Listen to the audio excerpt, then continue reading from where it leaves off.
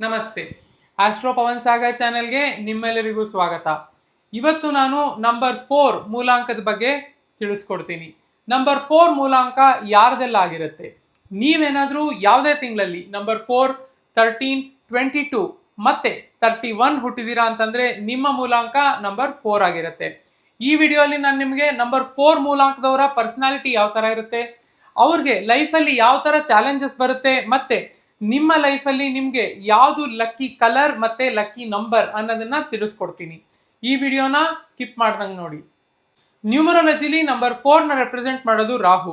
ನಾನು ನಂಬರ್ 4 ಬಗ್ಗೆ ಇನ್ನಷ್ಟು ಹೇಳೋದಕ್ಕೆ ಮುಂಚೆ ರಾಹು ಮತ್ತೆ ಕೇತು ಬಗ್ಗೆ ಒಂದು ಸ್ವಲ್ಪ ಹೇಳೋದಕ್ಕೆ ಇಷ್ಟಪಡ್ತೀನಿ.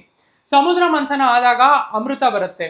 ಅಮೃತನ ಯಾರು ತಗೋಬೇಕು ಅಂತ ದೇವತೆಗಳಿಗೆ ಮತ್ತೆ ರಾಕ್ಷಸರಿಗೆ ಜಗಳ ಶುರು ಆಗುತ್ತೆ. ಈ ಜಗಳನ ನಿಲ್ಸೋದಕ್ಕಾಗಿ ವಿಷ್ಣು ಮೋಹಿನಿ ರೂಪನ ತಾಳ್ತಾನೆ. ವಿಷ್ಣು ಮೋಹಿನಿಯಾಗಿ ಬಂದಾಗ ಅಸುರರಿಗೆ ಆ ಒಂದು ಮೋಹಿನಿ ರೂಪನ ನೋಡಿ ಅವರು ಮರಳಾಗ್ತಾರೆ. ಸೊ ಹಾಗಾಗಿ ವಿಷ್ಣು ಏನ್ ಹೇಳ್ತಾನೆ, ಮೊದಲಿಗೆ ಎಲ್ಲ ದೇವತೆಗಳಿಗೆ ಅಮೃತ ಕೊಡ್ತೀನಿ, ಅದಾದ್ಮೇಲೆ ಇರುವಂತ ಅಸುರರಿಗೆ ನಾನು ಅಮೃತನ ಕೊಡ್ತೀನಿ ಅಂತ ಹೇಳೋದು. ಸೊ ಈ ಎಲ್ಲ ಅಮೃತ ಹಂಚುವಂತ ಪ್ರಾಸೆಸ್ ಆಗುವಾಗ ಸ್ವರಭಾನು ಅನ್ನೋಂಥ ಒಬ್ಬ ರಾಕ್ಷಸ ಇರ್ತಾನೆ. ಅವನಿಗೆ ಗೊತ್ತಾಗುತ್ತೆ ಅಲ್ಲಿರೋದು ಮೋಹಿನಿ ಅಲ್ಲ ವಿಷ್ಣು ಅಂತ. ಸೊ ಹಾಗಾಗಿ ಸ್ವರಭಾನು ಏನ್ ಮಾಡ್ತಾನೆ, ಹೋಗಿ ದೇವತೆಗಳ ಸಾಲಲ್ಲಿ ಅಮೃತನ ಕುಡಿಯೋದಕ್ಕೆ ಕೂತ್ಕೊಂಡ್ ಬಿಡ್ತಾನೆ. ಇದೇ ರೀತಿ ವಿಷ್ಣು ಮೋಹಿನಿಯಾಗೆ ಒಬ್ಬೊಬ್ಬರಿಗೂ ಅಮೃತ ಕೊಡ್ತಾ ಬರುವಾಗ ಕೊನೆಯದಾಗಿ ಸ್ವರಭಾನು ಕೂತಿರ್ತಾನೆ. ಅಲ್ಲಿ ವಿಷ್ಣು ಏನ್ ಮಾಡ್ತಾನೆ, ಸ್ವರಭಾನುವಿಗೂ ಅಮೃತನ ಕೊಟ್ಟು ಬಿಡ್ತಾನೆ. ಆ ಸ್ವರಭಾನು ಅನ್ನೋಂಥ ರಾಕ್ಷಸ ಅಮೃತನ ತೆಗೆದು ಬಾಯಲ್ಲಿ ಹಾಕೊಂಡಿದ ತಕ್ಷಣ ವಿಷ್ಣುವಿಗೆ ಗೊತ್ತಾಗತ್ತೆ ಇದು ಸ್ವರಭಾನು ಅನ್ನೋ ರಾಕ್ಷಸ, ಇದು ದೇವತೆ ಅಲ್ಲ, ಅಂದ್ರೆ ಒಬ್ಬ ವೇಷಧಾರಿಯಾಗೆ ಬಂದಿರುವಂತ ಅಸುರ ಇದು ಅನ್ನೋದು ಗೊತ್ತಾಗತ್ತೆ. ತಕ್ಷಣ ವಿಷ್ಣುವಿನ ಸುದರ್ಶನ ಚಕ್ರ ಬಂದು ಆ ಅಸುರನ ತಲೆನ ಕಟ್ ಮಾಡಿಬಿಡುತ್ತೆ. ಸೊ ಹಾಗಾಗಿ ಬರುವಂತ ಇಬ್ಬರು ಗ್ರಹಗಳೇನೆ ರಾಹು ಮತ್ತೆ ಕೇತು. ತಲೆ ಏನು ಕಟ್ಟಾಯ್ತು ಅದೇ ರಾಹು, ಮತ್ತೆ ತಲೆ ಇಲ್ಲದಂಗೆ ಬರೀ ದೇಹ ಏನು ಉಳಿತು ಅದೇ ಕೇತು. ಸೊ ಈ ಕಥೆನ ನಿಮಗೆ ಅರ್ಥ ಆಗಿದೆ ಅಂತ ಅಂದ್ಕೊಂತೀನಿ. ಈ ನೆಕ್ಸ್ಟ್ ಪಾರ್ಟ್ ಅಲ್ಲಿ ನಾನು ನಿಮಗೆ ನಂಬರ್ 4 ಮೂಲಾಂಕದವರು ಹೇಗಿರ್ತಾರೆ ಅಂತ ಹೇಳ್ತೀನಿ. ಯಾಕಂದ್ರೆ ಈ ಕಥೆನ ನೀವು ಅರ್ಥ ಮಾಡ್ಕೊಂಡ್ರೆ ನಂಬರ್ 4 ಮೂಲಾಂಕದವ್ರ ಜೊತೆ ತುಂಬಾ ನೀವು ರಿಲೇಟ್ ಮಾಡಕ್ಕಾಗತ್ತೆ. ನಾನು ಹೇಳ್ದಂಗೆ ಈ ನಂಬರ್ 4ನ ರೆಪ್ರೆಸೆಂಟ್ ಮಾಡೋದು ರಾಹು. ಯಾವ ರೀತಿ ರಾಹುಗೆ ಬರೀ ತಲೆ ಇರುತ್ತೆ, ದೇಹ ಇರಲ್ವೋ, ಅದೇ ತರಾನೇ ಈ ನಂಬರ್ 4 ಮೂಲಾಂಕದವ್ರು ಏನಿರ್ತಾರೆ ಅವರು ತುಂಬಾನೇ ಶಾರ್ಪ್ ಆಗಿರ್ತಾರೆ. ಅವರ ಬುದ್ಧಿ ಏನಿರುತ್ತೆ ಅದು ತುಂಬಾ ಶಾರ್ಪ್ ಆಗಿರುತ್ತೆ. ಬಟ್ ಪ್ರಾಬ್ಲಮ್ ಎಲ್ಲಿ ಬರುತ್ತೆ ಅಂದ್ರೆ ಅವರು ಯಾವುದೇ ರೀತಿಯಾದ ಫಿಸಿಕಲ್ ಆಕ್ಟಿವಿಟಿ, ಫಿಸಿಕಲ್ ಆಗಿ ವರ್ಕ್ ಮಾಡಬೇಕು ಅಂತ ಬಂದಾಗ ಅವ್ರು ಸ್ವಲ್ಪ ಹಿಂದೆ ತುಡಿತಾರೆ. ಯಾಕೆ ಅಂತಂದ್ರೆ ಅವರಲ್ಲಿ ಆ ಫಿಸಿಕಲ್ ಸ್ಟ್ರೆಂತ್ ಅಷ್ಟು ಇರೋದಿಲ್ಲ. ಸೊ ಹಾಗಾಗಿ ಅವರು ತುಂಬಾ ಒಳ್ಳೆ ಥಿಂಕಿಂಗ್ ಇರೋಂಥವ್ರು ಇರ್ತಾರೆ, ತುಂಬಾ ಒಳ್ಳೆ ಐಡಿಯಾಸ್ ಇರೋಂಥವ್ರು ಇರ್ತಾರೆ. ಬಟ್ ಫಿಸಿಕಲ್ ಆಗಿ ಅವ್ರು ಕೆಲಸ ಮಾಡಬೇಕು ಅಂತ ಬಂದಾಗ ಅವ್ರಿಗೆ ಆ ಒಂದು ಕೆಲಸನ ಮಾಡೋದಕ್ಕೆ ಆಗ್ತಾ ಇರಲ್ಲ. ಇವ್ರಿಗಿರುವಂತ ಐಡಿಯಾಸ್ ಏನಿರುತ್ತೆ ಅದು ತುಂಬಾನೇ ಯುನೀಕ್ ಆಗಿರುತ್ತೆ. ಮತ್ತೆ ಇವರು ತುಂಬಾ ಲಾಜಿಕಲ್ ಆಗಿರ್ತಾರೆ. ಇವ್ರಿಗೆ ತುಂಬಾ ಲಾಜಿಕ್ ಇರೋಂತ ಒಂದು ಕಾರಣದಿಂದ ಇವ್ರ ಜೊತೆ ಜನ ಜಾಸ್ತಿ ಫ್ರೆಂಡ್ ಆಗಕ್ ಆಗ್ತಿರಲ್ಲ. ಯಾಕಂದ್ರೆ ಇವ್ರು ಎಲ್ಲಾದ್ರ ಬಗ್ಗೆನೂ ಮಾಹಿತಿ ತಿಳ್ಕೊಂಡು ಇಟ್ಕೊಂಡಿರ್ತಾರೆ. ಸೊ ಹಾಗಾಗಿ ಆರ್ಗ್ಯುಮೆಂಟೇಟಿವ್ ಆಗಿ ಕೂಡ ಇವರು ಇರ್ತಾರೆ. ಇವರು ಸೊಸೈಟಿಲಿ ಇರುವಂತ ಬಹಳಷ್ಟು ವಿಚಾರಗಳನ್ನ ಕ್ವೆಶ್ಚನ್ ಮಾಡ್ತಾರೆ. ಯಾಕೆ ಅಂದ್ರೆ ಇವ್ರಿಗೆ ಸುಮಾರಷ್ಟು ವಿಚಾರಗಳು ಯಾಕೆ ಮಾಡ್ತಿದ್ದಾರೆ ಅಥವಾ ಅದ್ರ ಹಿಂದೆ ಇರುವಂತ ರೀಸನ್ ಏನು ಅನ್ನೋದು ತಿಳಿದು ಬರ್ತಾ ಇರಲ್ಲ. ಸೊ ಇವರು ಅದನ್ನ ತಿಳ್ಕೊಳ್ಳೋದಕ್ಕೆ ತುಂಬಾ ಪ್ರಯತ್ನ ಮಾಡ್ತಿರ್ತಾರೆ. ಅದೇ ತರನೇ ನಾನು ಹೇಳ್ದಂಗೆ ಇವ್ರಿಗೆ ಫ್ರೆಂಡ್ ಸರ್ಕಲ್ ಅಂತ ಏನ್ ಕರಿತೀವಿ ಅದು ತುಂಬಾ ಚಿಕ್ಕದಾಗಿರುತ್ತೆ. ಯಾಕಂದ್ರೆ ಇವ್ರನ್ನ ಅರ್ಥ ಮಾಡ್ಕೊಳ್ಳೋಂಥವ್ರು ಇರ್ತಾ ಇರಲ್ಲ. ಸೊ ಹಾಗಾಗಿ ಇವರು ಜಸ್ಟ್ ಲೈಕ್ ದಟ್ ಯಾರ ಜೊತೆನೂ ಫ್ರೆಂಡ್ಶಿಪ್ ಮಾಡ್ಕೊಳ್ಳೋದಕ್ಕೆ ಕೂಡ ರೆಡಿ ಇರೋದಿಲ್ಲ.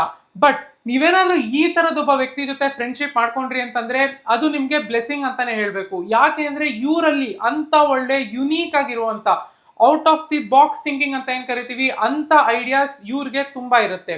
ಸೊ ಹಾಗಾಗಿ ಇವ್ರ ಮೇಲೂ ಆ ಐಡಿಯಾಸ್ನ ಉಪಯೋಗಿಸ್ಕೊಂತಾರೆ. ಅದೇ ತರನೇ ಇವರ ಫ್ರೆಂಡ್ಸ್ ಮತ್ತೆ ಇವರ ಫ್ಯಾಮಿಲಿ ಅಂತ ಏನಿರ್ತಾರೆ ಅವ್ರಿಗೂ ಕೂಡ ಇಂಥ ಒಳ್ಳೆ ಐಡಿಯಾಸ್ನ ಕೊಟ್ಟು ಅವರನ್ನ ಕೂಡ ಲೈಫಲ್ಲಿ ಮುಂದೆ ಹೋಗೋದಿಕ್ಕೆ ಹೆಲ್ಪ್ ಮಾಡ್ತಿರ್ತಾರೆ. ಯಾಕಂದ್ರೆ ಇವರು ಕೂಡ ನಂಬರ್ 3 ತರನೇ ತುಂಬಾ ಒಳ್ಳೆ ಫ್ರೆಂಡ್ ಆಗಿರ್ತಾರೆ. ಇವರು ಎಲ್ಲದನ್ನು ನಾನು ಹೇಳ್ದಂಗೆ ಲಾಜಿಕಲ್ ಆಗಿ ನೋಡೋದ್ರಿಂದ ಎಲ್ಲದಕ್ಕೂ ಸೈಂಟಿಫಿಕ್ ಆಗಿ ರೀಸನ್ ಇದೆಯಾ ಅನ್ನೋದನ್ನ ಕೂಡ ಹುಡುಕ್ತಾ ಇರ್ತಾರೆ. ಸೊ ಇದೇ ರೀತಿ ನಾನು ಹೇಳ್ದಂಗೆ ಅವ್ರಿಗೆ ಥಿಂಕಿಂಗ್ ಅನ್ನೋದೇನಿರುತ್ತೆ ತುಂಬಾ ಸ್ಟ್ರಾಂಗ್ ಆಗಿರುತ್ತೆ, ತುಂಬಾ ಶಾರ್ಪ್ ಆಗಿ ಕೂಡ ಇರ್ತಾರೆ. ಸೊ ಇವ್ರೇನ್ ಮಾಡ್ತಾರೆ, ಲೈಫಲ್ಲಿರೋ ರೀತಿ ನೀತಿಗಳನ್ನ ಕ್ವೆಶ್ಚನ್ ಮಾಡ್ತಾರೆ. ಫಾರ್ ಎಕ್ಸಾಂಪಲ್, ಸನ್ನು ಈಸ್ಟ್ ಇಂದನೇ ರೈಸ್ ಆಗತ್ತೆ ಅಂತ ಅನ್ನೋದಕ್ಕೆ ಸೈಂಟಿಫಿಕ್ ರೀಸನ್ ಏನು ಅಂತ ಕಂಡುಹಿಡಿಯುವಂತ ವ್ಯಕ್ತಿಗಳು ಯಾರು ಅಂತಂದ್ರೆ ಅವರು ನಂಬರ್ 4 ಮೂಲಾಂಕದವರು. ಯಾಕೆ ಅಂದ್ರೆ ಅವ್ರಿಗೆ ಸುಮ್ಮನೆ ಯಾವುದೇ ರೀಸನ್ ಇಂದ ಸ್ಯಾಟಿಸ್ಫ್ಯಾಕ್ಷನ್ ಸಿಗ್ತಾ ಇರಲ್ಲ. ಸೊ ಹಾಗಾಗಿ ಅವರು ಯಾವುದೇ ಒಂದು ವಿಚಾರಕ್ಕೆ ರೈಟ್ ರೀಸನ್ ಏನು ಮತ್ತೆ ಅದೇ ತರನೇ ಆ ರೀಸನ್ ಇರುವಂತ ವಿಚಾರಕ್ಕೆ ಮ್ಯಾಚ್ ಆಗುತ್ತಾ ಅನ್ನೋ ತರ ಲಾಜಿಕಲ್ ಆಗಿ ಥಿಂಕ್ ಮಾಡೋರಾಗಿರ್ತಾರೆ. ಯಾವ ರೀತಿ ನಾವು ಸಮುದ್ರ ಮಂಥನದ ಕಥೆಯಲ್ಲಿ ಸ್ವರ್ಭಾನುವಿನ ಒಂದು ಕ್ವಾಲಿಟಿನ ನೋಡಿದ್ವಿ, ಅಂದ್ರೆ ಫ್ಯೂಚರ್ ಬಗ್ಗೆ ಥಿಂಕ್ ಮಾಡ್ತಾನೆ. ಥಿಂಕ್ ಮಾಡಿ ನಾನು ಇಲ್ಲೇ ಅಸುರರ ಜೊತೆ ಕೂತ್ಕೊಂಡ್ರೆ ನನಗೆ ಅಮೃತ ಸಿಗೋದಿಲ್ಲ, ಸೊ ಹಾಗಾಗಿ ನಾನು ಒಬ್ಬ ದೇವತೆಯಾಗೆ ವೇಷ ಧರಿಸಿ ದೇವತೆಗಳ ಜೊತೆ ಕೂತ್ಕೊಂಡ್ರೆ ನನಗೆ ಅಮೃತ ಸಿಗೋದು ಅನ್ನೋಂಥ ಒಂದು ಥಿಂಕಿಂಗ್ ಇಂದ ಅವನು ಹೋಗಿ ದೇವತೆಗಳ ಜೊತೆ ಕೂತ್ಕೊಂತಾನೆ.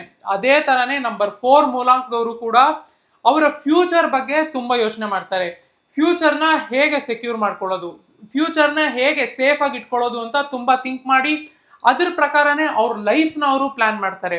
ಅವರು ತುಂಬಾ ಒಳ್ಳೆ ಪ್ಲಾನರ್ಸ್ ಆಗಿರ್ತಾರೆ ಇದೇ ಒಂದು ಕಾರಣದಿಂದ. ಯಾಕಂದ್ರೆ ಅವ್ರಿಗೆ ಏನೇ ಆಗದಿದ್ರು ಅದು ಅಕಾರ್ಡಿಂಗ್ ಟು ಪ್ಲಾನ್ ಹೋಗ್ಬೇಕು ಅಂತ ಅನ್ನೋದು ತಲೆಯಲ್ಲಿ ತುಂಬಾ ಇರುತ್ತೆ. ಮತ್ತೆ ಅದೇ ತರನೇ ಇವ್ರಿಗೆ ಬಹಳಷ್ಟು ಸತಿ ಕೆಲವೊಂದು ಫಿಕ್ಸ್ಡ್ ಐಡಿಯಾಸ್ ಇರುತ್ತೆ.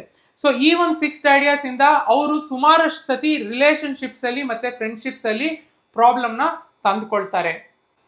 ಇವ್ರಿಗೆ ಮ್ಯಾರಿಡ್ ಲೈಫ್ ಅಲ್ಲಿ ಕೂಡ ಸ್ವಲ್ಪ ಪ್ರಾಬ್ಲಮ್ ಇರುತ್ತೆ.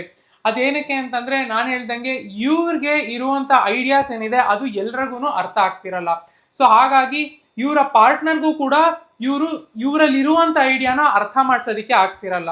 ಸೊ ನಾನು ನಿಮಗೆ ಕೊಡುವಂತ ಒಂದು ಸಜೆಷನ್ ಏನು ಅಂದ್ರೆ, ನೀವು ನಂಬರ್ 4 ಮೂಲಾಂಕದವರಾಗಿದ್ರೆ ನಿಮ್ಮ ಪಾರ್ಟ್ನರ್ನ ಕೂರಿಸ್ಕೊಂಡು ಅವ್ರ ಹತ್ರ ಅರ್ಥ ಆಗುವಂತೆ ಮಾತಾಡಿ. ಯಾಕಂದ್ರೆ ನೀವು ಬಿಡಿಸಿ ಹೇಳಿದಾಗ ಯಾವುದೇ ವಿಚಾರ ಇರ್ಬೋದು ಅದನ್ನ ಅರ್ಥ ಮಾಡ್ಕೊಳ್ಳೋದು ಆಪೋಸಿಟ್ ಪರ್ಸನ್ಗೆ ಈಸಿ ಆಗ್ತಾ ಹೋಗುತ್ತೆ. ಈ ನಂಬರ್ 4 ಮೂಲಾಂಕದವ್ರಿಗೆ ಇರುವಂತ ಒಂದು ಡ್ರಾಬ್ಯಾಕ್ ಏನು ಅಂತಂದ್ರೆ, ಅವರು ತುಂಬಾ ಈಸಿಯಾಗಿ ಸೋಲನ್ನು ಒಪ್ಕೊಂಡ್ಬಿಡ್ತಾರೆ. ಸೊ ಹಾಗಾಗಿ ಏನಾಗುತ್ತೆ, ಅವ್ರಿಗೆ ಸುಮಾರು ಸತಿ ಈವನ್ ದೇವ್ರ ಮೇಲೆ ಕೂಡ ಬೇಜಾರಾಗ್ಬಿಡುತ್ತೆ. ನನ್ನ ಲೈಫ್ ಇಷ್ಟೇನೆ, ನನ್ನ ಲೈಫ್ನಲ್ಲಿ ನಾನು ಮತ್ತೆ ಮುಂದೆ ಬರಕ್ ಆಗಲ್ಲ, ನನ್ನ ಲೈಫ್ ಚೇಂಜ್ ಆಗಲ್ಲ, ಈ ಥರದೊಂದು ನೆಗೆಟಿವ್ ಥಾಟ್ಸ್ ಅವರಲ್ಲಿ ತುಂಬಾ ಫಾಸ್ಟ್ ಆಗಿ ಬರ್ತಾ ಇರುತ್ತೆ.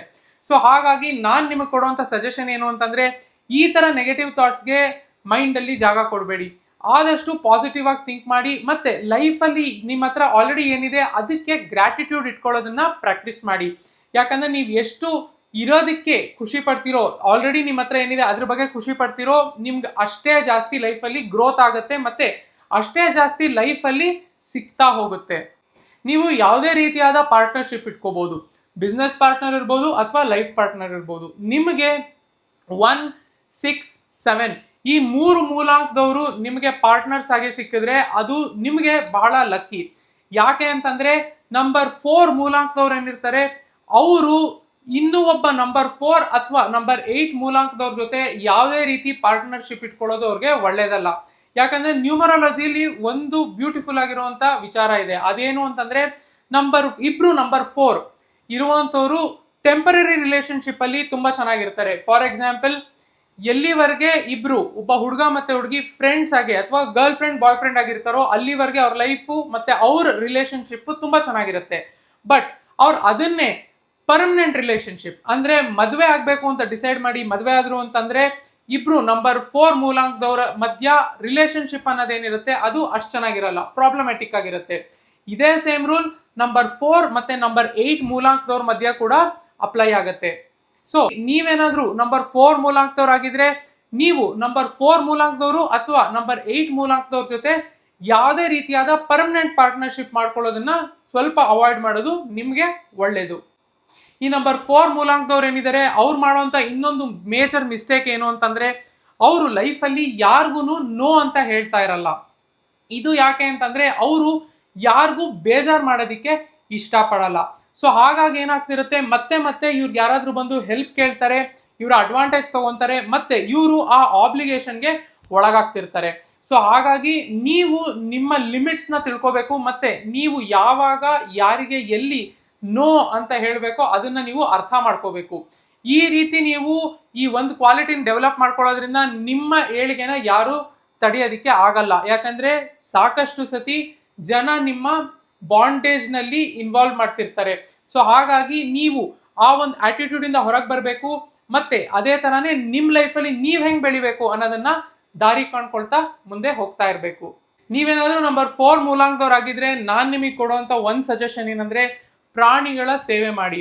ನಾಯಿ ಇರ್ಬೋದು, ಬೆಕ್ಕಿರ್ಬೋದು, ಹಸು ಇರ್ಬೋದು, ಯಾವುದೇ ರೀತಿಯಾದ ಪ್ರಾಣಿ ಇರ್ಬೋದು, ಪ್ರಾಣಿಗಳ ಸೇವೆ ಮಾಡಿ. ಯಾವ ತರ ಪ್ರಾಣಿಗಳ ಸೇವೆ ಮಾಡೋದು ಅಂತಂದ್ರೆ, ಅವಕ್ಕೆ ತಿನ್ನೋದಿಕ್ಕೆ ಊಟ ತಿಂಡಿ ಕೊಡೋದು, ಅದೇ ತರ ಕುಡಿಯೋದಿಕ್ಕೆ ನೀರು ಕೊಡೋದು. ಈ ರೀತಿ ಪ್ರಾಣಿಗಳ ಸೇವೆ ಮಾಡೋದ್ರಿಂದ ನಿಮ್ಮ ಲೈಫಲ್ಲಿ ನಿಮ್ಮ ಲಕ್ಕು ತುಂಬಾ ಇಂಪ್ರೂವ್ ಆಗುತ್ತೆ. ನಿಮ್ಮ ಲೈಫಲ್ಲಿ ನೀವು ಅಂದ್ಕೊಂಡಿರೋ ಕೆಲಸಗಳೇನಿದೆ ಅದು ಆಗ್ತಾ ಹೋಗುತ್ತೆ. ಅದೇ ತರನೇ ನಾನು ನಿಮ್ಗೆ ಕೊಡುವಂತ ಇನ್ನೊಂದು ಸಜೆಷನ್ ಏನು ಅಂತಂದ್ರೆ, ರೆಡ್ ಮತ್ತೆ ಬ್ಲ್ಯಾಕ್ ಕಲರ್ಸ್ ಏನಿದೆ ಅದನ್ನ ಯೂಸ್ ಮಾಡೋದು ಕಡಿಮೆ ಮಾಡಿ. ಯಾಕಂದ್ರೆ ಈ ಎರಡು ಕಲರ್ ಏನಿದೆ ಅದು ನಿಮ್ಮ ಮೇಲೆ ಒಂದು ರೀತಿಯಾದ ನೆಗೆಟಿವ್ ಎಫೆಕ್ಟ್ ನ ತರ್ತಾ ಇರುತ್ತೆ. ಸೊ ನೀವು ಆದಷ್ಟು ರೆಡ್ ಮತ್ತೆ ಬ್ಲ್ಯಾಕ್ ಕಲರ್ಸ್ ಏನಿದೆ ಅದನ್ನ ಯೂಸ್ ಮಾಡೋದು ಕಡಿಮೆ ಮಾಡಬೇಕು. ಫಾರ್ ದಟ್ ಮ್ಯಾಟರ್ ನೀವು ಯಾವುದೇ ಒಂದು ಡಾರ್ಕ್ ಕಲರ್ನ ಯೂಸ್ ಮಾಡೋದು ಸ್ವಲ್ಪ ಕಡಿಮೆ ಮಾಡೋದೇ ನಿಮಗೆ ಒಳ್ಳೇದು. ಓವರ್ ಆಲ್ ನಂಬರ್ 4 ಮೂಲಾಂಕದವರು ಹೈಲಿ ಇಂಟೆಲಿಜೆಂಟ್ ಪೀಪಲ್.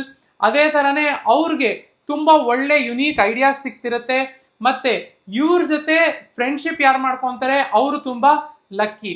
ಅದೇ ತರನೇ ನಾನು ಹೇಳ್ದಂಗೆ ನೀವು ಲೈಫಲ್ಲಿ ಯಾವಾಗ ಯಾರಿಗೆ ಎಲ್ಲಿ ನೋ ಅನ್ಬೇಕು ಅನ್ನೋದನ್ನ ತಿಳ್ಕೋಬೇಕು, ಮತ್ತೆ ನಿಮ್ಮ ಲಿಮಿಟ್ನ ನೀವು ತೋರಿಸ್ಬೇಕು. ಇದೇ ನಂಬರ್ 4 ಅವ್ರ ಬಗ್ಗೆ ನಾನು ಕೊಡುವಂತ ಒಂದು ಜಿಸ್ಟ್.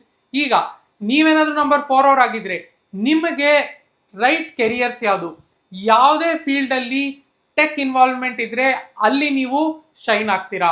ಇವಾಗ AI ಡೆವಲಪ್ಮೆಂಟ್ ಅನ್ನೋದೇನಿದೆ ಅದು ಎಲ್ಲ ಕಡೆ ಬರ್ತಾ ಇದೆ. ಈ ಜಾಗಗಳಲ್ಲಿ ನೀವೇನಾದ್ರು ನಂಬರ್ 4 ಮೂಲಾಂಕದವ್ರಾಗಿದ್ರಿ ಅಂತಂದ್ರೆ ನೀವು ವರ್ಕ್ ಮಾಡೋದು ನಿಮಗೆ ತುಂಬಾ ಒಳ್ಳೇದು. ಯಾವುದೇ ರೀತಿಯಾದ ಡಾಕ್ಟರ್ ಆಗೋದು ಕೂಡ ನಂಬರ್ 4 ಮೂಲಾಂಕದವ್ರಿಗೆ ತುಂಬಾ ಸೂಟ್ ಆಗುತ್ತೆ. ನೆಕ್ಸ್ಟ್, ನಿಮ್ಮ ಲಕ್ಕಿ ಕಲರ್ಸ್ ಯಾವುದು? ನಿಮಗೆ lucky colours white, yellow, light green, ಈ ರೀತಿಯಾದ ಲೈಟ್ ಕಲರ್ಸ್ ನಿಮಗೆ ತುಂಬಾ ಲಕ್ಕಿ. ನಿಮ್ಮ ಲಕ್ಕಿ ನಂಬರ್ಸ್ ಯಾವುದು? ನಿಮಗೆ ಲಕ್ಕಿ ನಂಬರ್ಸು 1, 5, 6 ಮತ್ತೆ 7. ಅದೇ ತರನೇ ನಿಮ್ಮ ಲಕ್ಕಿ ಇಯರ್ಸ್ ಯಾವುದು? ನಿಮಗೆ ಲಕ್ಕಿ ಇಯರ್ಸು 1, 5 ಮತ್ತೆ 7. ಇದೇ ನಂಬರ್ 4 ಮೂಲಾಂಕದವ್ರಿಗೆ ಲಕ್ಕಿ ಇಯರ್ಸ್. ಈ ವಿಡಿಯೋಲಿ ಇಷ್ಟೇನೆ. ನಾನು ಮತ್ತೆ ನಿಮಗೆ ನೆಕ್ಸ್ಟ್ ವಿಡಿಯೋಲಿ ಸಿಗ್ತೀನಿ. ನಿಮ್ಗೇನಾದ್ರೂ ಇವತ್ತಿನ ವಿಡಿಯೋ ಇಷ್ಟ ಆಗಿದೆ ಅಂತಂದ್ರೆ ಈ ವಿಡಿಯೋಗೆ ಒಂದು ಲೈಕ್ ಕೊಡಿ, ಮತ್ತೆ ನನ್ನ ಚಾನಲ್ಗೆ ಸಬ್ಸ್ಕ್ರೈಬ್ ಮಾಡ್ಕೊಡಿ. Thank you.